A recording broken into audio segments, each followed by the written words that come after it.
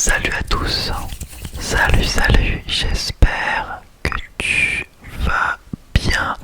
Bienvenue dans cette nouvelle vidéo ASMR, n'hésite pas à liker et à t'abonner si ce n'est pas déjà fait. Et donc aujourd'hui on se retrouve dans une nouvelle vidéo où je vais lire vos anecdotes. Donc je vous ai fait un post dans l'onglet communautaire, j'ai eu 6 commentaires, donc merci à vous. Et donc on va commencer à lire des anecdotes tout simplement. Voilà. Donc si ce concept vous plaît, n'hésitez pas à me le faire savoir en commentaire, comme ça on en refera une deuxième édition plus tard. Sur ce, c'est parti. Excusez-moi si je suis un petit peu speed, c'est que j'ai pas trop le temps parce que je pars demain à 7h et qu'il est 1h du matin. Comment vous dire que je suis un petit peu fatigué. Voilà. Allez, on va commencer avec Azerty. Donc pareil, je tourne un petit peu ma tête. Voilà, tu m'excuseras. Peut-être que je mettrai un screen ici du truc. Du coup, je tourne le micro. Voilà. Alors, en gros, j'étais à un anniversaire d'un pote au bowling. Excuse-moi, je dis Azerty. Je sais plus si je te dis Azerty. Voilà, Azerty, c'est toi. En gros, j'étais à un anniversaire d'un pote au bowling de ma ville et on devait faire une partie de bowling, puis un laser game.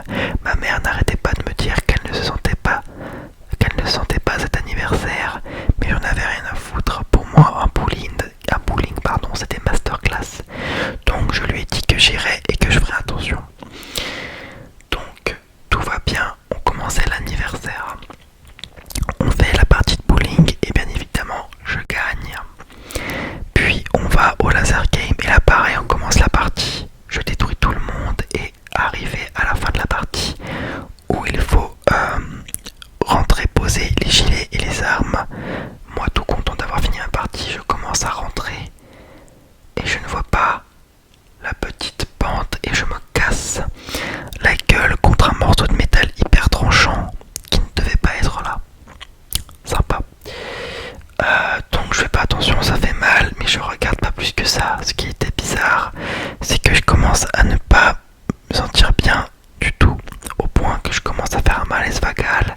Puis je regarde mon bras et je vois une ouverture de 4 cm, c'est énorme, sur mon coude avec 2 cm de profondeur. Ah d'accord, sympa. Donc je me suis senti encore moins bien, je te comprends. Je suis tombé contre le siège le plus proche pour m'asseoir car je n'arrivais plus à tenir debout. Et là, il y a la mère du gars qui m'a invité, qui arrive, elle me dit: ah mince, ne t'inquiète pas, je vais te prendre un verre de jus d'orange, tu vas t'asseoir et tu iras mieux. Et cette Coleman n'appelle à aucun moment ma mère pour lui dire que je me suis ouvert le bras. Bon, au final, je suis pas allé à l'hôpital et ça a cicatrisé. Et maintenant, il y a juste une grosse trace de la cicatrice. Et bah écoute, quand même, t'as dû pisser le sang du coup, parce que dans 2 cm, c'est quoi un truc comme ça? Ouais, une ouverture de ça, c'est quand même pas mal, hein, la vache. Bah en tout cas, merci à toi Azerty pour ton anecdote. C'était sympathique, simple et efficace. Allez, on va continuer. On passe à... Je vais juste laver mes lunettes parce que j'étais en train de picler pour voir le truc de Azerty. J'étais en train de crever littéralement. Voilà. Allez, c'est parti. Hop. Alors, j'étais tout petit à l'école primaire. À l'école, dans les toilettes, il y avait un petit robinet à côté des toilettes. Beaucoup de répétitions de toilettes, mais c'est pas grave. J'ai donc décidé de l'ouvrir, mais rien ne s'est passé. Quelques temps plus tard, en classe, la maîtresse a demandé si quelqu'un avait inondé les toilettes.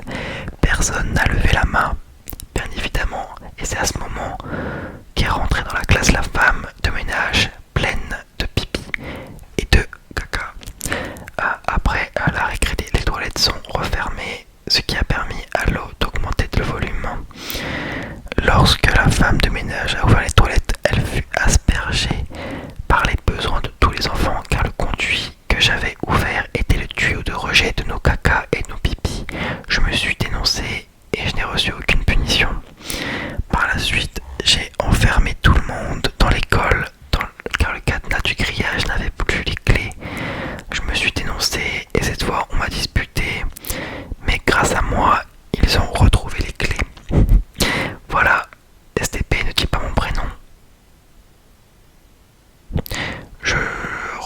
ça au montage.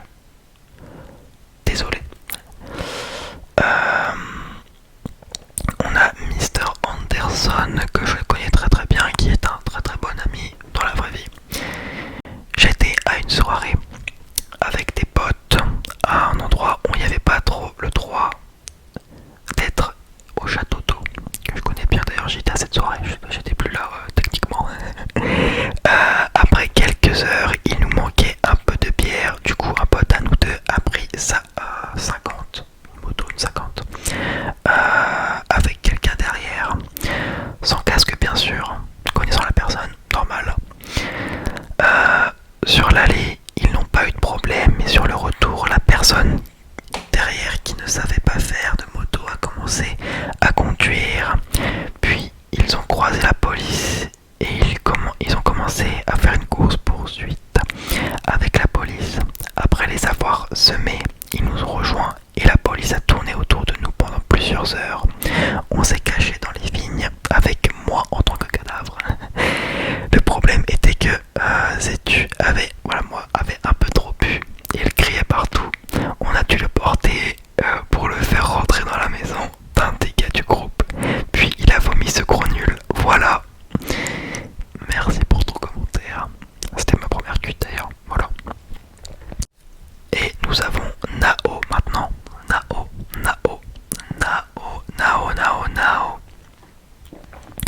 Comment j'ai failli ne pas avoir mon brevet? Parce que j'ai signé ma copie comme une mongolienne. Ça c'est très intéressant, pas mal. En gros, je suis là de mes 15 ans, ok. Je fais mon épreuve de maths, tout se passe nickel, zéro souci.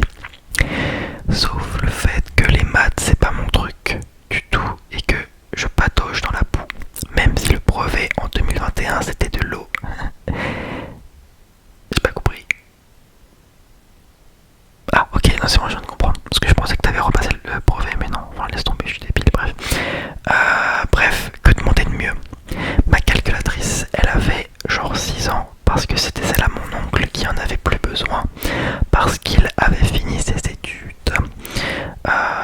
Et là, tout se passe bien, etc. Et ma calculette me lâche. Elle s'allume plus du tout, rien ne marche. Du coup, je panique et je me dis, vas-y, foutu pour foutu, je fais les calculs en les posant comme en maternelle. C'est mieux que rien. On sent la couille arriver. Du coup, je fais mes trucs, machin, et sur la fin, je me relis que de la merde, mais vraiment, genre, c'était logique, carrément, que ce soit autant catastrophique. Venons-en au fait. Je me dis, non, je peux pas laisser ça comme ça, sans rien dire. Qu'est-ce que je fais? Je décide d'écrire une lettre au correcteur sur ma copie. Je sors toutes mes meilleures excuses, comme quoi je suis désolé, que son travail est compliqué et que c'est terrible qu'il ait à corriger tout ça sous une telle chaleur. Enfin bref, le truc qu'il faut pas faire. Qu'est-ce que je fais pour terminer mon chef-d'œuvre? Je signe ma copie avec mon numéro de candidat. D'accord. Bref, heureusement, la meuf qui surveillait vérifiait les copies avant de faire partir, mais là, je vous jure, la